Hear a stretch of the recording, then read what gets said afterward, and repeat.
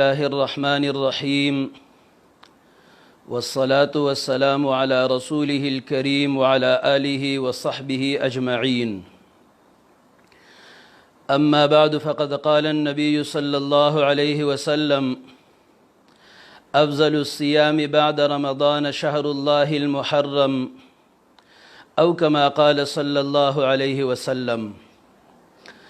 محرم الحرام انتهائی مقدسہ و مبارکہ یو قابل قدر محترم میاشتا یو خدا د اشهر حرم د عزت د هغې څلورو میاشتونه یوه میاشتا او بله دا چې د دې په شروع سره د اسلامي کال آغاز کیږي.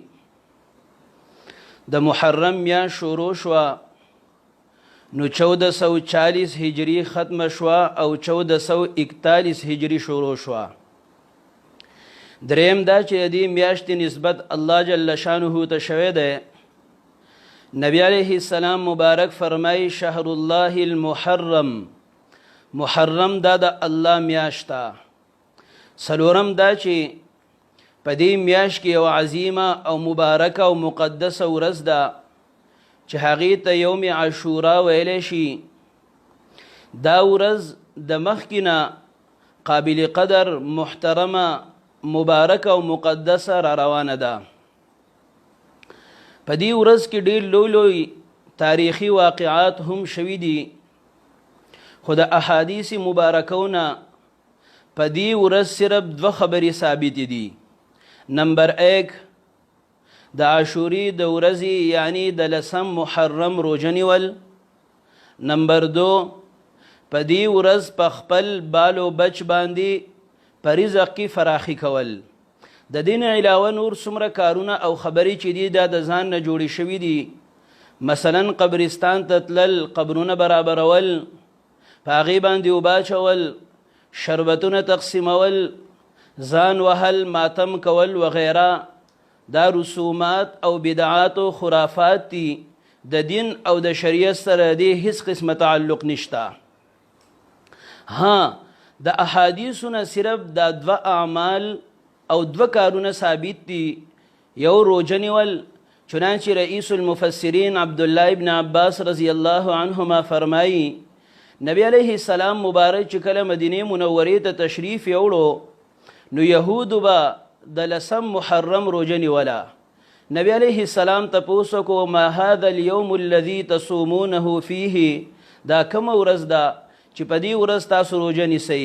نو هغوی وی هذا یوم عظیم، دا یو عظیمه او لویه ورځ ده. انجى الله فيه موسى وقومه وغرق فرعون وقومه، په دې ورځ باندې الله جل شانه موسی علیه السلام او د هغه قوم له نجات ورکړی و، فرعون او داغه قوم غرق کړی و. فنحن نصومه فصامه موسی شکرا فنحن نصومه، نو موسی علیه السلام په دې ورځ د شکرې په طور روژه نیولې وه، نو موږ هم روژه نیسو. په دې باندې نبی علیه السلام مبارک فرمایل فنحن احق واولی بموسی منکم، مون خو ستاسو نه زیات د دې خبرې حقدار یو چې د موسی علیه السلام په موافقت کې روژه ونیسو. چنانچه نبی علیه السلام مبارک په خپل هم روژه ونیوله او صحابو ته هم حکم وکړو. خو چونکې یهودو به صرف دا یوه ورځ روژه نیوله، د دې وجې نبی علیه السلام د هغوی سره د مخالفت په بنا باندې وفرمایل لئن بقیت الى قابل لاصومن التاسعه، که آینده کال زه ژوندی وم نو دې سره به د 9مې ورځې د 9م تاریخ دا روژه هم یو ځای کوم، یعنی 2 ورځې روژه به نیسم.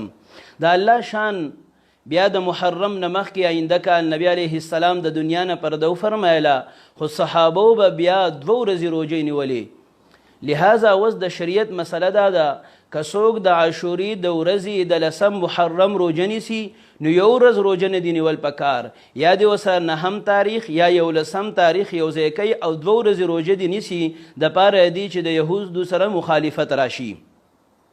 نو یو عمل خدا ثابت شو او په دې باندې ډېر لوی ثواب هم میلاویږي. نبی علیه السلام فرمایل احتسب علی الله ان یکفر السنه التي قبله، زما د الله نه قوي امید ده چې د محرم په دې یوه روژه به الله جل شانه د یو کال تیر شوي ګناهونه معاف کی.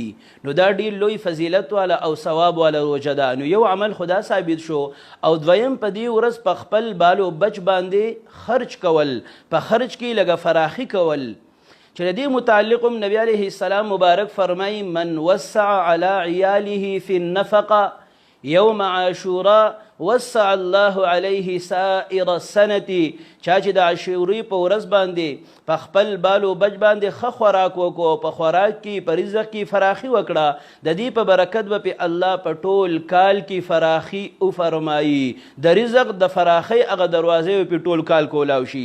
لہذا دا دوه اعمال دا په دې ورځ باندې د احادیثو نه ثابت دي. روژه نیول هم یو مستحب عمل دی، که چا ونیوله ثواب به میلاو شي، کوی نه نیوله نو ګناه به کې نشته.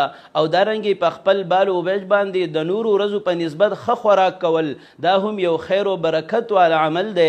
نو دا عمل چې هم څوک وکړي نو یقینا الله به په رزق او روزۍ کې خیر او برکت واچوي. د دې نه علاوه دا نور کارونه او نور اعمال کول د دې د شریعت سره هیڅ قسمه تعلق نشته، د هغې نه ځان بچ کول پکار دي. کم چې سنت والا طریقه ده او د نبی علیه السلام نه ثابت دي هغه کول پکار دي. ولی نقش قدم نبی کے ہیں جنت کے راستے، اللہ سے ملاتے ہیں سنت کے راستے. مونږ له هغه عمل پکار دی د کم ثبوت چې د نبی علیه السلام نوي، د احادیثو نوي، د صحابو نوي، د سلف صالحین نوي، باقی د خرافات او بدعاتو نه ځان ساتل پکار دي.